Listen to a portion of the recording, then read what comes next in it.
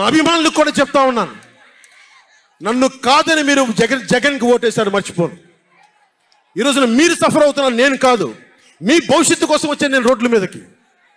శుభ్రంగా కోట్లు సంపాదించుకునే మార్గాలు ఉన్నాయి నా దగ్గర, యాక్టింగ్ స్కిల్స్ ఉన్నాయి. అన్నీ కాదు అనుకొని ఎందుకు వచ్చానంటే నన్ను నేలే, మన మనుషులే, మన వాళ్ళే తప్పన పెడితే నేను 2 చోట్ల ఓడిపోయాను.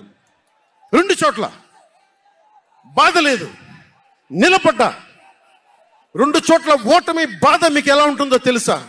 ఒక ఎగ్జామ్ పోతే మీకు బాధ ఎలా ఉంటుందో విద్యార్థికి తెలుసు. అలాంటిది నేను 2 చోట్ల ఓడిపోతే నేను నిరాశ, నైరాశ్యం, బాధ ఉండింది.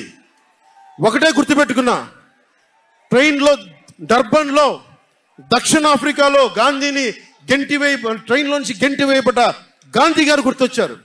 ఏ ఆటుపోట్లు తీసుకోకుండా మన పార్టీని నడపలేం, అవమానాలు తీసుకోకుండా ముందుకెళ్ళలేం. వారందరినీ స్మరించుకొని వారి స్ఫూర్తితోటి ఈరోజు నిలబడే ఉన్నాం, బలంగా నిలబడి ఉన్నాం, ఒక కంటకుని ఎదుర్కొంటా ఉన్నాం. ఇక్కడున్న యువతను చూసి ఒకటే మాట్లాడుతున్నాం, నేనున్నది ఇక్కడ మీకు 10 కేజీల బియ్యం 5,000 రూపాయలు ఇవ్వడానికి కాదు, మీకు 25 సంవత్సరాల భవిష్యత్తు ఇవ్వడానికి, 25 సంవత్సరాల బంగారు భవిష్యత్తు ఇవ్వడానికి. 10,000 పథకం చేతిలో పెట్టి 10,000 రూపాయలు మీ చేతిలో పెట్టడమా, లేదంటే మీకు 1,00,000 రూపాయలు సంపాదించే మార్గం చూపించడమా అని మీరు నిర్ణయించుకోండి. నేనే, మా అన్నయ్య నాకు యాక్టింగ్ ట్రైనింగ్ ఒక స్కూల్లో పంపించాను. నాకు డబ్బులు సంపాదించుకునే మార్గం చూపించాడు, పని చేసే మార్గం చూపించాడు. ఆ పని చేసే మార్గం చూపిస్తేనే మీకు భవిష్యత్తు ఉంటుంది. నాలాంటి వాడు ఆ పని చేసే మార్గం ఉండబట్టే కౌలు రైతులకి ఇన్ని కోట్ల రూపాయలు స్వచ్ఛందంగా ఇవ్వగలిగాం. అలాగే మీ చేతుల్లో కూడా డబ్బులు ఉండాలి, భవిష్యత్తు ఉండాలి, సంపాదించుకునే మార్గాలు ఉండాలి.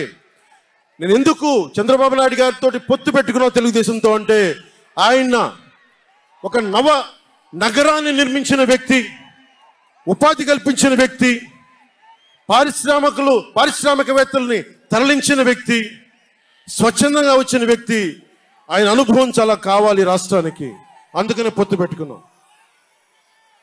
ఇంతమంది యువతున్నారు, కులాల గణాంకాలు తీస్తారు, ఏ కులంలో ఎంతమంది ఉన్నారు, ఎవరికి ఓటేస్తారని గణాంకాలు తీస్తారు. కానీ ఇక్కడున్న యువతలో ఎంతమందికి ఏ ప్రతిభ దాక్కుని ఉంది, ఎంత సమర్థత దాక్కుని ఉంది, వారి ఆస్పిరేషన్లు ఏంటి, వారి ఆశలు ఏంటి, వారి ఆశయాలు ఏంటి, ఏ ఒక్కరన్నా అడిగారా ఈ రోజు దాకా? జగన్ అనేవాడు వచ్చి అడిగాడా ఈ రోజున?